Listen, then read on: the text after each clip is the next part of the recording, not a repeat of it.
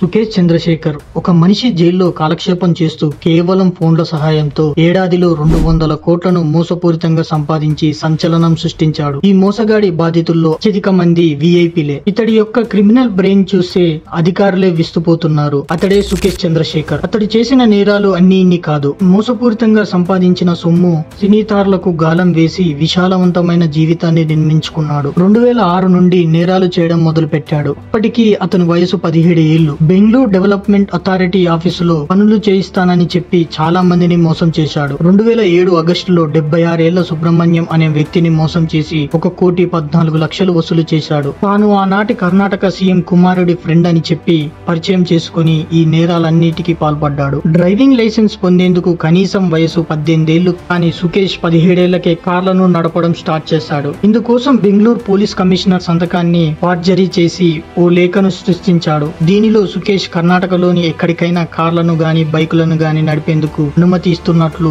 ఉంది. Fast and furious series లను real life లో అమలు చేసేవాడు. సుకేష్ తరచూ పేర్లను మార్చుకునేవాడు. బాలాజీ, శేఖర్ రెడ్డి, రత్నవేలు వంటి పేర్లతో పరిచయం చేసుకునేవాడు. ఈ క్రమంలోనే తమిళనాడులోని డజన్ల కొద్ది పారిశ్రామికవేత్తలను మోసం చేశాడు. వివిధ రాష్ట్రాల పోలీసులు ఇతని కోసం వేట మొదలు పెట్టారు. 2013 నాటికి మోసాలు చేసి 30 కోట్లు సంపాదించాడు. మోసం చేసే సమయంలో బాధితులను మృదుగా మాత్రమే కలుసుకునేవాడు. ఇలా సుకేష్ చేసే నేరాలు ఎన్నో, కొన్ని 100 కోట్ల స్కామ్స్ తలపడ్డాడు. అయితే ఇప్పుడు మనం సుకేష్ చంద్రశేఖర్ చేసిన స్కాములు ఏంటి, అతడు ఒక్కడే 100 కోట్ల డబ్బుని ఎలా సంపాదించగలిగాడు, అతడు జైల్లో ఉండగానే అనేక మంది హీరోయిన్స్ లో అతన్ని కలవడానికి ఎందుకు వచ్చారు, అతడు చేసిన నేరాలు కోర్టు ఎలా పనిష్మెంట్ ఇచ్చింది, ఇంకా అసలు ఇటువంటి స్కామ్స్ చేసే వాళ్ళు ఎలాంటి జీలు ఉపయోగిస్తారు, వాటిలో మనం చిక్కుకోకుండా ఉండాలంటే ఎలాంటి జాగ్రత్తలు తీసుకోవాలి, ఇటువంటి ఎన్నో ఆసక్తికరమైన అండ్ ప్రతి ఒక్కరూ తెలుసుకోవాల్సిన విషయాలను ఇప్పుడు మనం తెలుసుకుందాం.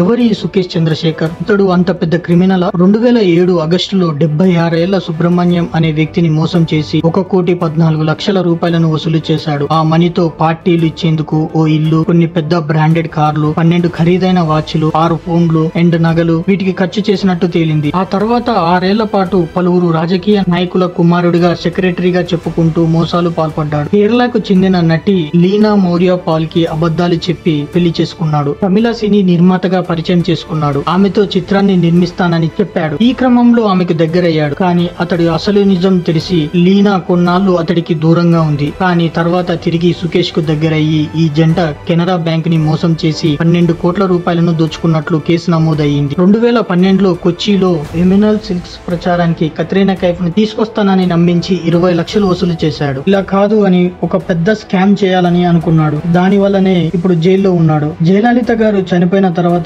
ఆమె పార్టీ అయిన ఏఐడిఎంకే పార్టీ అనేది 2గా డివైడ్ అయిపోయింది. అయితే ఆ పార్టీ సింబల్ కోసం వికే శశికళ గారు, టీటీవీ దినకర్ గారు ఇద్దరు గొడవ పడేవాళ్ళు. ఎలక్షన్ కమిటీ వాళ్ళు ఆ పార్టీ సింబల్ ని బ్యాన్ చేశారు. ఈ విషయం సుకేష్ కి తెలిసి టీటీవీ దినకర్ దగ్గరికి వెళ్లి, నాకు ఎలక్షన్ కమిషన్ లో చాలా మంది తెలుసు, యాక్చువల్ గా ఆ సింబల్ మీకే రావాలి, బట్ ఈ గొడవల వల్ల ఆ సింబల్ మీకు రావడం కష్టం అవుతుంది, కానీ 50 కోట్లు సెట్ చేస్తే ఆ సింబల్ మీకే వచ్చేటట్టు చేస్తానని చెప్పి సుకేష్ దినకర్ ని కన్విన్స్ చేస్తాడు. టీటీవీ దినకర్ 50 కోట్లు ఇవ్వడానికి ఓకే చెప్తాడు. ఆ 50 కోట్లు తీసుకుని సుకేష్ ఎస్కేప్ అవుతాడు. కానీ టీటీవీ దినకర్ చాలా powerful politician. Delhi crime branch కి వెళ్లి సుకేష్ మీద కేసు పెడతాడు. అప్పుడు పోలీస్ సుకేష్ ని అరెస్ట్ చేస్తారు. అలా 2017లో జైలుకి వెళ్లిన సుకేష్ ఇప్పటి వరకు బయటికి రాలేదు. జైలుకి వచ్చిన తర్వాత సుకేష్ కి ఒకటే థాట్, ఇన్ని పైసలున్నాయి నా దగ్గర అని తీహార్ జైల్లో 81 మందిని కొనేశాడు. 81 మంది కోసం ప్రతి నెల 1 కోటి రూపాయల కన్నా ఎక్కువ ఖర్చు పెడుతుంటాడు. యావరేజ్ గా ఒక మనిషికి 1.23 లక్షలు కన్నా ఎక్కువ ఖర్చు పెడుతూ ఉంటాడు. అలా 40 మంది ఉండాల్సిన ఖైదీ రూమ్ లో సుకేష్ ఒక్కడే లగ్జరీ లైఫ్ ని లీడ్ చేస్తున్నాడు. రీసెంట్ గా సుకేష్ జైలు రూమ్ లో 80,000 విలువైన జీన్స్, 1,50,000 విలువైన గూచీ స్లిప్పర్స్ దొరికాయి. ఇలా సుఖంగా జైల్లో ఉన్న సుకేష్ కి ఒక గట్టి పార్టీ దొరికింది. ఫ్రాడ్ చేసినోడి దగ్గరనే ఫ్రాడ్ చేసిన పెద్ద ఫ్రాడ్ మన సుకేష్. 200 కోట్ల ఫ్రాడ్ ని జైల్లో ఉండి ఎట్లా చేసిండు? 2019లో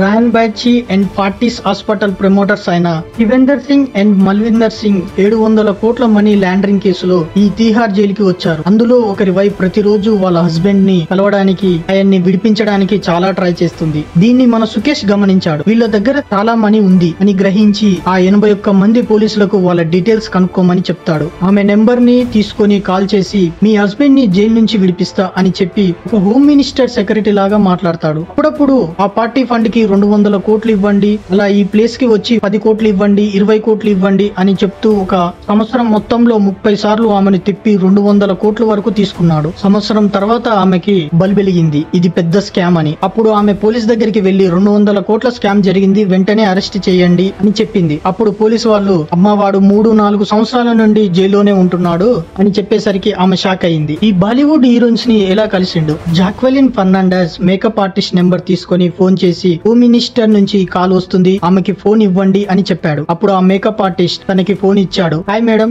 నేను మీకు పెద్ద ఫ్యాన్ ని. ఢిల్లీలో మా ఫ్రెండ్ హోమ్ మినిస్టర్, నా పేరు సురేష్, నేను సన్ టీవీ ఓనర్ ని అండ్ తమిళనాడు ముఖ్యమంత్రి అయిన జయలలిత గారి బంధువునని చెప్పాడు. ఆ తర్వాత జాక్వెలిన్ ని చెన్నైలో వాళ్ళ ఇంట్లో పార్టీకి పిలిచాడు అండ్ ఆమెకు ఎక్స్పెన్సివ్ గిఫ్ట్స్ ఇచ్చాడు. ఒక కార్ అండ్ 3 పిల్లులు, ఒక గుర్రం ఇచ్చి అద్దం ముందు ఇలాంటి ఫొటోస్ కూడా దిగాడు. మీకు ఒక డౌట్ రావచ్చు, జైల్లో ఉండి ఆమెను ఎలా కలిశాడు అని. జైల్లో ఆయనకి 81 మంది నౌకర్లు ఉన్నారు. సో వాళ్ళు ఎవరికి తెలియకుండా సుకేష్ ని బయటకు పంపేవాళ్ళు. కానీ జాక్వెలిన్ కి ఇతను జైల్లో నుంచి వస్తాడు అని తెలియకుండా ఈ కథ అంతా నడిపాడు. ఒక రోజు ముంబై ఎయిర్పోర్ట్ లో ఇమిగ్రేషన్ కౌంటర్ వాళ్ళు ఆమెను ఆపేశారు. ఎందుకని అడిగితే మేడం మీరు వేరే కంట్రీకి వెళ్ళకూడదు, మిమ్మల్ని ఎంక్వైరీ చేయాలి అని చెప్పి 2 రోజుల తర్వాత ఆమెను ఢిల్లీలో ఎంక్వైరీ చేస్తారు. ఎంక్వైరీలో సుకేష్ చంద్రకర్ ఎవరు, మీకు అతనికి రిలేషన్ ఏంటి అని అడిగారు. సుకేష్ ఎవరు అని జాక్వెలిన్ అడిగింది. ఇద్దరి లీక్ అయిన ఫొటోస్ ఆమెకు చూపించారు. ఆమె షాక్ అయింది. ఇతని పేరు సుకేష్ కాదు, Suresh, Sun TV owner and నా ఫ్యాన్ అని చెప్పాడు. అప్పుడు పోలీసు వాళ్ళు వీడు పెద్ద ఫ్రాడ్, జైల్లో ఉండి 200 కోట్ల స్కామ్ చేశాడు అని చెప్పారు. ఆమె షాక్ అయింది. బేసిక్ గా సుకేష్ గురించి చెప్పాలంటే మోసగాళ్ళకే మోసగాడు. పైసలున్న వాళ్ళ అవసరాన్ని గ్రాప్ చేసి వాళ్ళని ఆ ప్రాబ్లం నుంచి తప్పిస్తానని చెప్పి డబ్బులు తీసుకుని ఎస్కేప్ అవుతాడు. ఇది సుకేష్ చేసే పని. ఇలా 17-18 లగ్జరీ కార్లని కొన్నాడు. ఒక పెద్ద విల్లా అండ్ సుకేష్ వేసుకునే స్లిప్పర్సే 1,50,000 ఉంటాయి. సో ఈ మోసగాడి స్టోరీ విన్నాక మీరు ఏమనుకుంటున్నారో కామెంట్ చేయండి.